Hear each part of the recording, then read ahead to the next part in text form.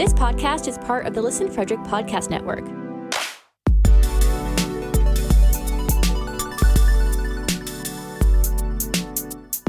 To learn more, visit listenfrederick.com.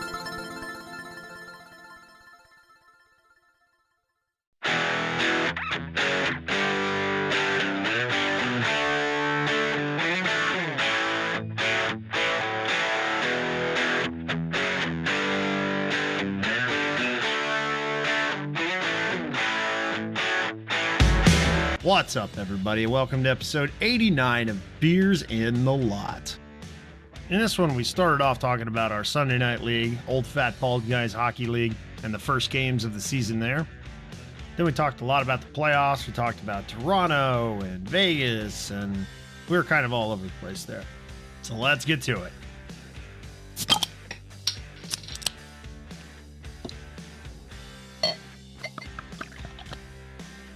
What are you drinking, Riggs? I went with an old standby, Labatt's Blue Light. Celebrate every red light with a blue light. Nice. Do not do that.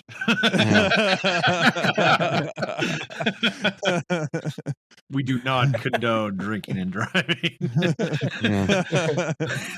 Talking about goals, Aaron. Goals. You never saw that commercial? Come on, man. I've seen that commercial, but I don't know. My mind went to driving. That made it even funnier, Aaron. That made it even funnier. Please drink responsibly. Drink responsibly. Aaron, what are you drinking responsibly tonight? I am responsibly drinking a Devil's Backbone Vienna Lager. I've had this a couple times before. It's good. Yeah, that's good stuff. Yeah. What you got, Daniel? So tonight I'm drinking a Trogs Coconator. It's a double Bock brewed with cacao nibs, coconut, and vanilla bean. Coconator. Yeah. Mm-hmm. Not Troganator or whatever it's called. Nope. Coconator. Coconator. Okay. Cool. What are you drinking tonight, John? I'm drinking Johnny Walker Red. I have a bunch of airplane bottles I gotta get rid of, so I'll mix them in over the course of the next couple of weeks. You got to get rid of them? No, well, I like to keep my stash fresh. I mean, I'm not. Yeah, Got to rotate through. Yeah. I got like a few things later in May, so I'll probably have to restock for that. But yeah, whatever. What's exciting? What's new? Had our first games of the season last night, right? We Some of us games. Some had games. Some of us just had our first game. Right. Right, Daniel. Right. Spring hockey. That's right. Spring hockey labeled as the summer season. Yep. That's right. Well, I mean, it was mid-80s yesterday. Yeah, I know, everybody was in shorts and t-shirts and flip-flops. As it should be. And then when the sun went down, it was like in the mid-60s. It was great.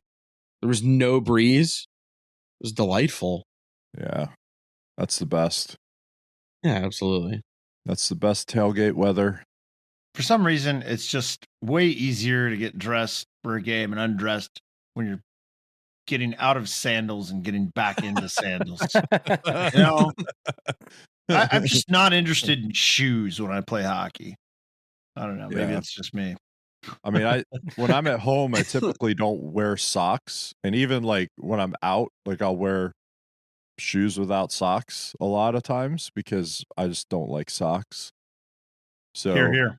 It's kind of nice when you could just stand outside for a few hours after hockey and drink beers and talk to your buddies and not have to wear shoes with stupid socks. That's true. Like during the winter, we have to like bundle up and like wear boots and shit. It sucks. It does. Well, unfortunately, where we're at, it's like a wind problem too. It's garbage. I mean, I actually a few times this past winter, like people would pull their trucks in a certain spot just so it's like a wind guard. Breaks. Yeah, it was that bad some nights. And the worst thing is, like, there were only I think only like in maybe January, like where it was like really, really cold. Every other time it was just a wind thing, which I hate even more. Yeah. Meh. Yeah. Meh. Just, yeah, nothing really exciting to report there. Everybody get cookies. Everybody get cookies last night. Cookies were had. Cookies were had. All right. Yeah. Yeah, I Yeah, doubled did my we all cookies. four score? Yeah. What's I think that? all four. Uh-huh. You got one, Daniel, didn't you? I got a goal, 3 assists. Yeah, not bad. Whoa. I guess it's all right. Whoa. Big passing night for me. Watch out. Playmaker. I'm not going to OF assist anybody else the rest of the season. OFBG. OFBG playmaker of week 1. Yeah. I Danny. doubt that after looking at the score of your game. I'm sure somebody had more. Yeah, a few people had more, I think. Yeah. That was like a football score. 14-4 or It was something. a high school Oh my lax gosh. score. Oof. Yeah. It was a bunch of unreliables not showing up for the other team. Mm-hmm. Yeah, I know how that goes. At least we had Yeah. some subs. Yeah. Yeah. Thanks, Johnny, for You're stepping welcome. in, making it You're so I welcome. didn't have to Iron Man a whole game. The Yeah. 6 skaters we had show up. Our game was actually pretty good. It Yeah, it actually was was fun. pretty close. Yeah, it was Yeah. a fun game. It was just kind of funny, like after skating in that first game, and then I had my skates off and I just stepped in because I knew Aaron and Goody were in the other locker room, and I just started, So you running my wanted mouth to saying, bag on hey. Goody. Yeah. And then they go, hey, we only have like 4 guys. I'm like, what? I'm like, you have like 19 people on your roster. What the hell is going on? And they're like, yeah, we don't have anybody. You want to skate? So I was like, give me a second. I went over to the other locker room to see if any of those guys were going to come skate. And I heard like 1 or 2 of the other guys was like, yeah, I'll skate. I'm in. So I was like, yeah, we'll join your band of flunkies for the evening. So, and, but it was fun. I mean, I don't mind. I haven't done that double game stuff in a while, so I was a little sore this morning. I won't lie. So, but yeah, It was a good time. Decent though. game. It was fun. Yeah. Got cookies in both. Ran my mouth a little bit. It was fun.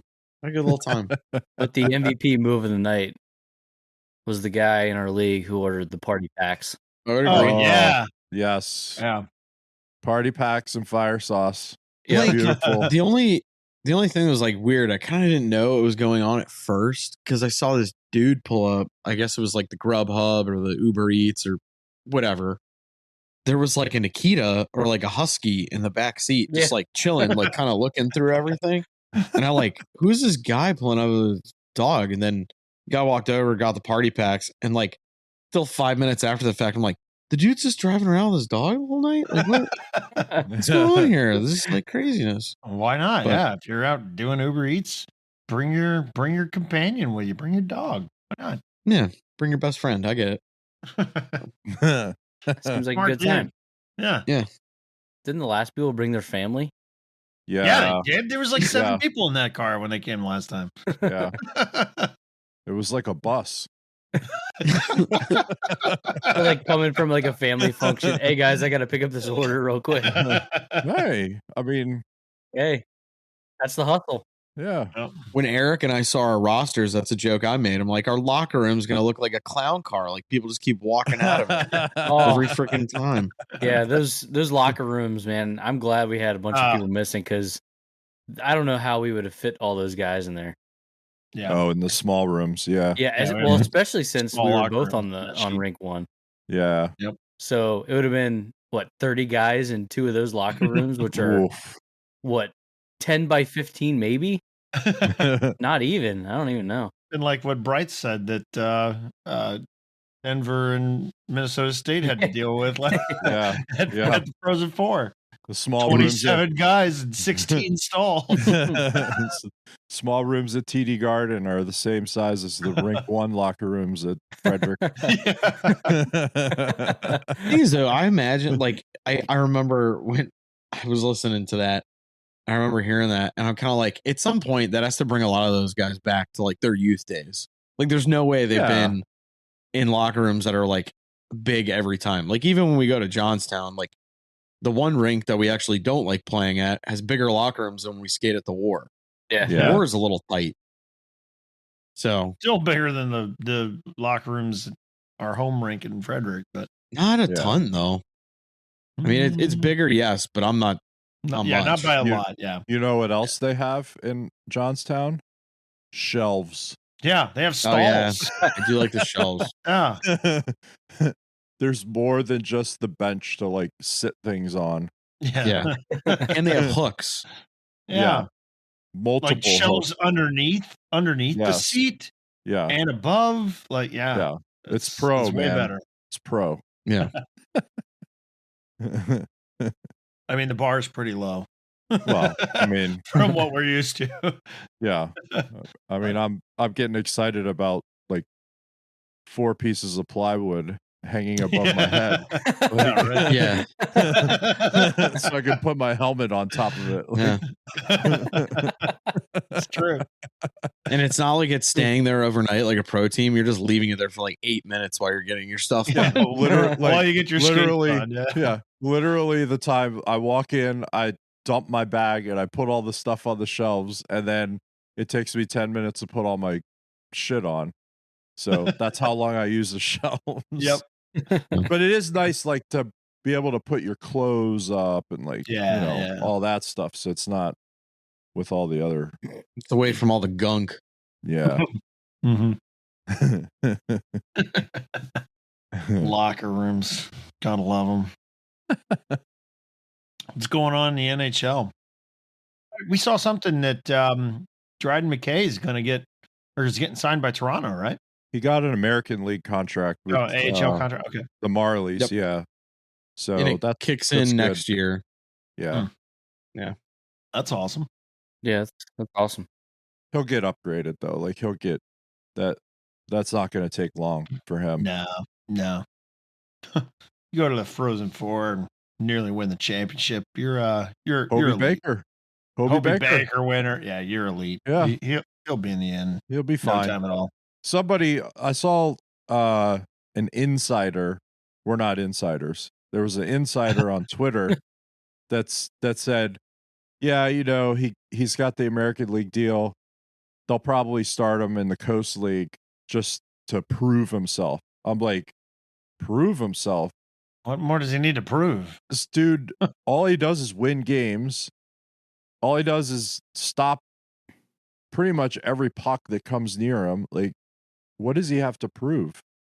Seriously. Yeah, like he's got to learn how to be a pro, but let him do that with the Marlies, and then Dubas should give him an NHL deal and bring him up. Like, so Yep. we'll see. I've never understood that kind of about like, I mean, and I guess goaltending is a different situation. Like maybe they're like, oh, because of our goaltending depth. I don't think Toronto, to my knowledge, I mean, they have, what's that kid's name? Liljegren, Campbell, Mrazek. I mean, so Mrazek he's not your future. Campbell, yes, I would say so. Liljegren, I'm unsure how they feel about him after this year because he's came up and back up and even had to start a few games, and he's kind of, I wouldn't say he's been awesome, but also the Leafs slumped middle of the year when he did all that. But like, if you value the kid enough to sign him, why would you start him in that role? Like that to me just makes no sense. Unless like I said, unless you have a legitimate logjam, which I don't think there are a few organizations. Toronto does not come to mind thinking of that.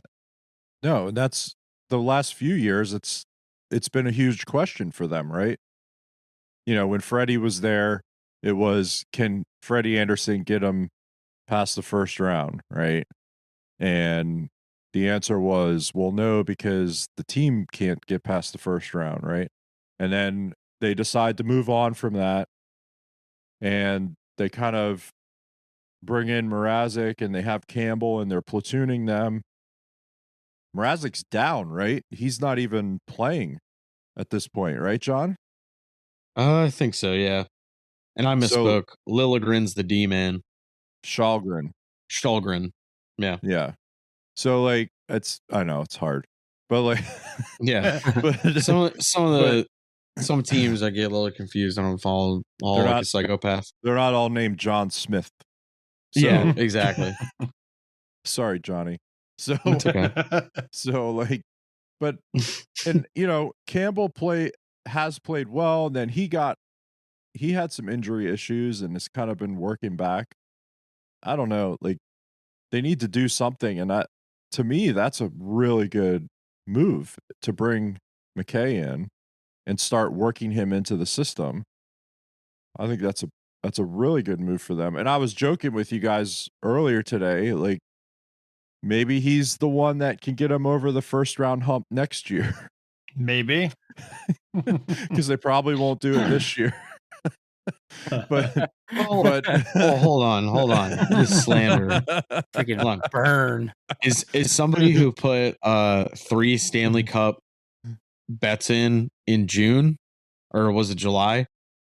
Only one of those teams is going to make the playoffs at the moment. So kind of need the Leafs to do something. Vegas, I have my own opinions about Vegas moving forward in general. Jets did not start well and just couldn't get the train off the tracks all freaking year. I think there's other issues in Winnipeg. I think they had a really tough couple of years, like between losing Bufflin and a few other guys, and then just not having stuff. And it sounds like from everybody there, between Hellebuck and even Paul Maurice resigning, like COVID really took an effect mentally on that group. It was depressing to hear Paul Maurice talking about how like it was so weird trying to even get up for games, and then when they did have fans back in, he was almost like nervous about it, like and especially a veteran like Maurice, like he's been around everything in the NHL. Between playing and coaching, like to hear him say that for like a regular season game, we're not talking Stanley Cup Game 7 home, stuff like that. It's just a regular home game or a road game. That's just like very disconcerting. But yeah, Toronto better win a freaking round or two. Good luck on your bet. Yeah, good luck on my bet.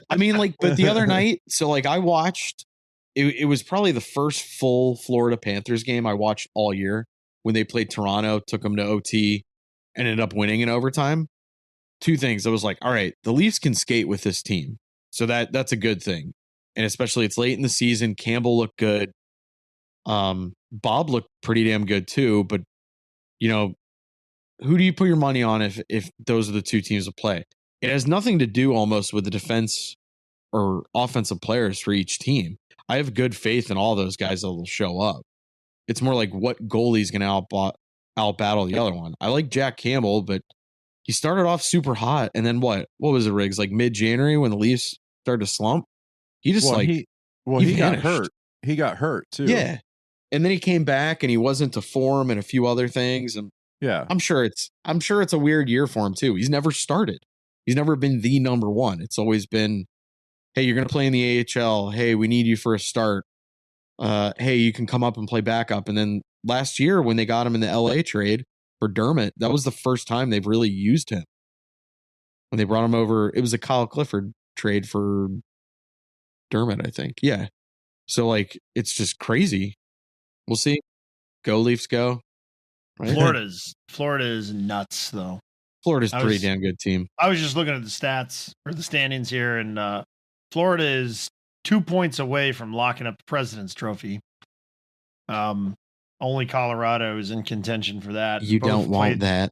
Yeah, both. Well, you don't really want that, but I mean, it's a sign that they're an incredible team.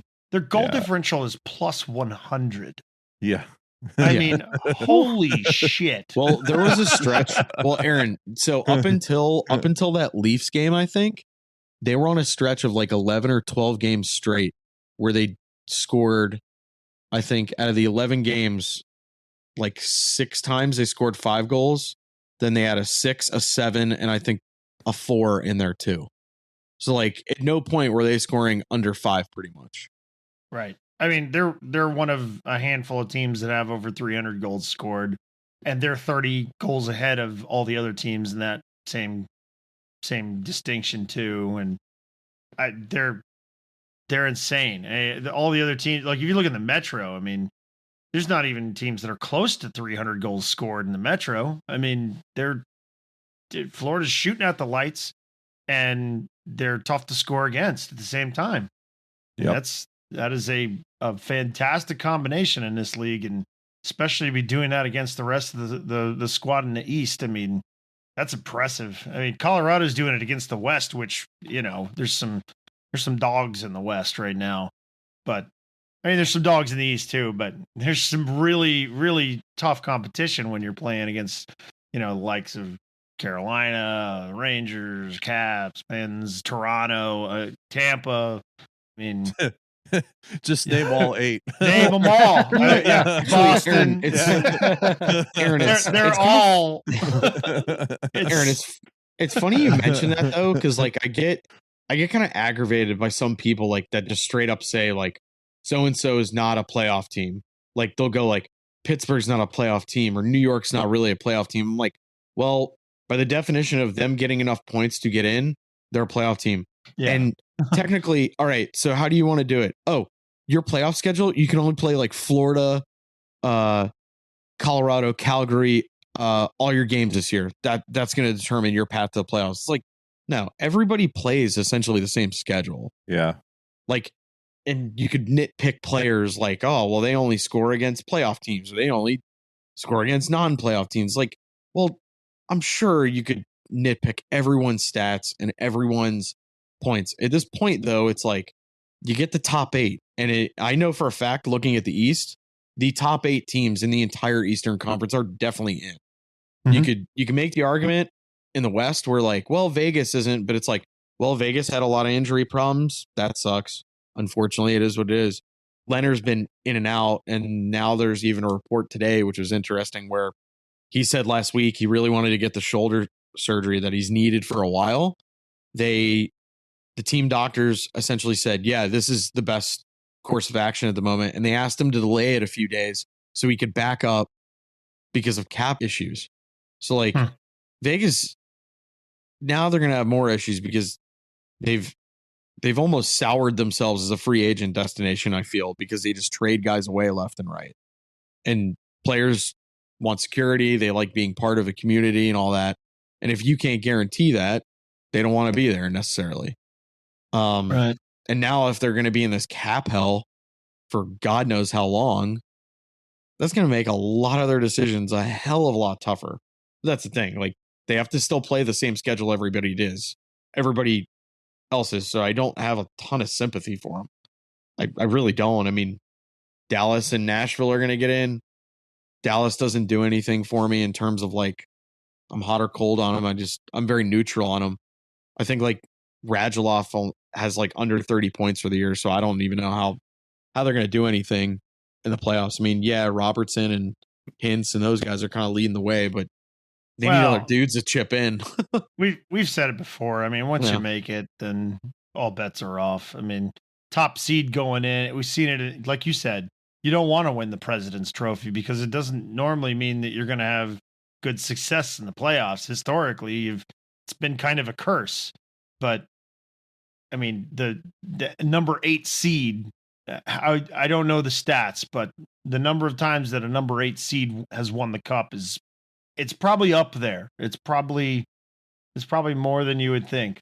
But so when LA won the first time, they were the true 16th seed in the entire tournament.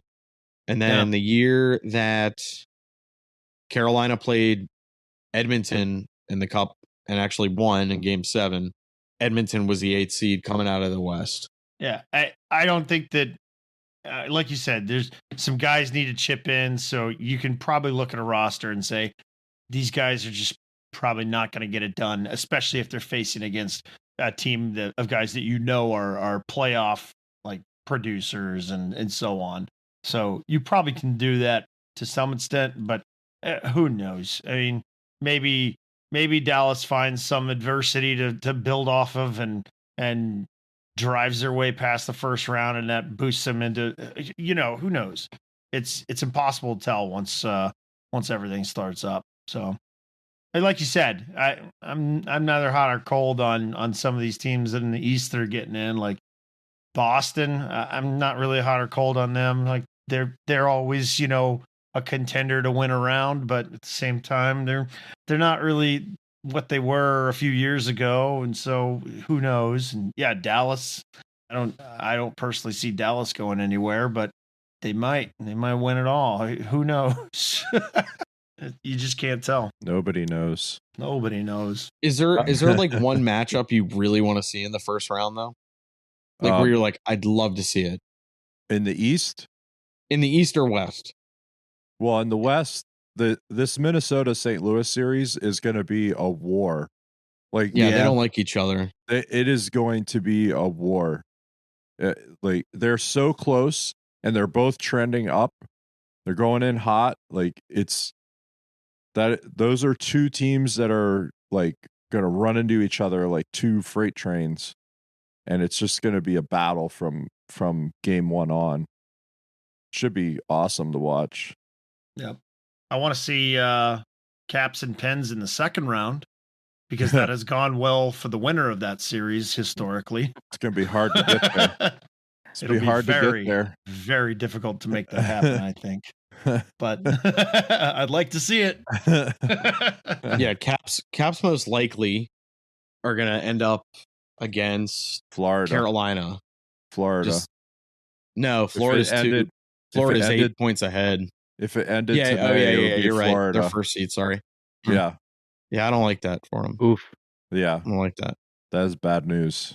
I kind of like, I guess maybe part of me just wants to see some chaos. I would love to see LA bounce Edmonton in the first round.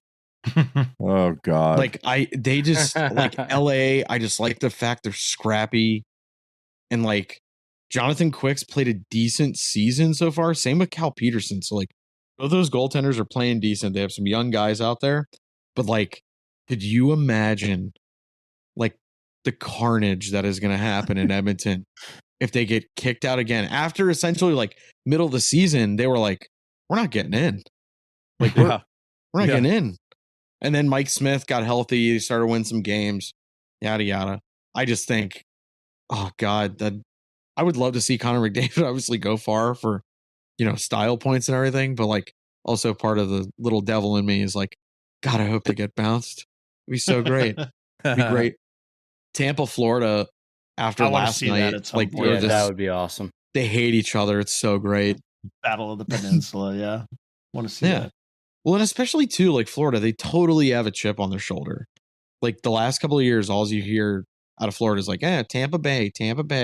So I'm sure they they're won like back-to-back cups. They did, and it's fine. But even before the cups, put some respect on the name. But even before the cups, though, they had that.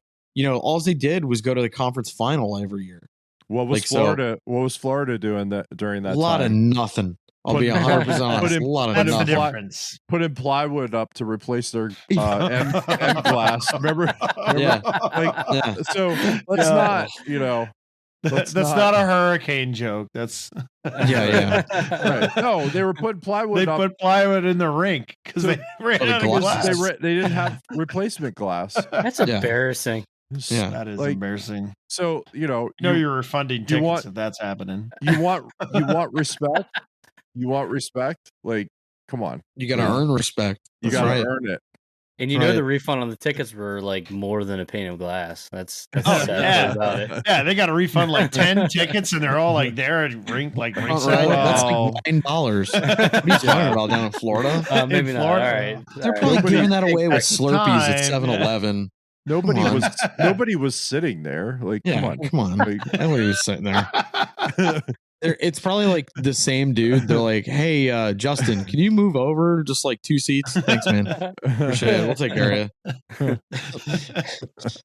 So what happened this year that the NHL produced 700 point scorers this year? Seriously. And I think the last couple seasons, there was only one person to break 100 points. Well, goals are up. Yeah, I mean, you can tell like goals are up. I don't know what the specific numbers are, but compared to the last few seasons, goals are way up. And it's those damn kids and their Michigan goals. Yeah, that's what it is. Somebody called Jay Beagle. John Tortorella. John Tortorella and Beagle are just so Jay mad. Beagle is a staunch defender of the game. He's coming after you. Fortunately, not in the playoffs because he plays in Vancouver. Oh. Well, like they have a chance. we've kind of said it a few times though, like a lot of the goons who kind of take away from the skill, they're, every year there's less and less guys. There's more and more kids who now, I mean, Riggs can. There's more Zegrases, more Caulfields. That's what I'm saying. There's guys that grew up in skill development programs, whether it's ADM or Hockey Canada's do more over in Europe with Finland, Sweden, all those countries. It's more emphasis on skill. I saw one of the beat writers. It was kind of funny. Like Bordello scored the shootout winner against Vegas to essentially end it. That. And the beat writer for I forget his name, for San Jose said Short King Spring is in full effect. Because Cole Caulfield's doing well. Bordello's a little dude. I'm cool. Marty St. Louis, Montreal too. No, you're not. Yeah, look at the score sheet from last night, Playboy. Oh, geez, here we go. Which one you want to look at? The one I subbed or the one I actually played in too? Because both I did all right. Well, there you have it. Short King Spring in full effect per Johnny Walker. But now, the real kings and queens are you listeners who have made it this far. We appreciate you. Thank you so much for your support. Be sure to check out beersandalot.com for the info on Patreon and Discord and everything else that you can imagine about the podcast. We're coming right back at you next week with another episode. We'll see you then. Later.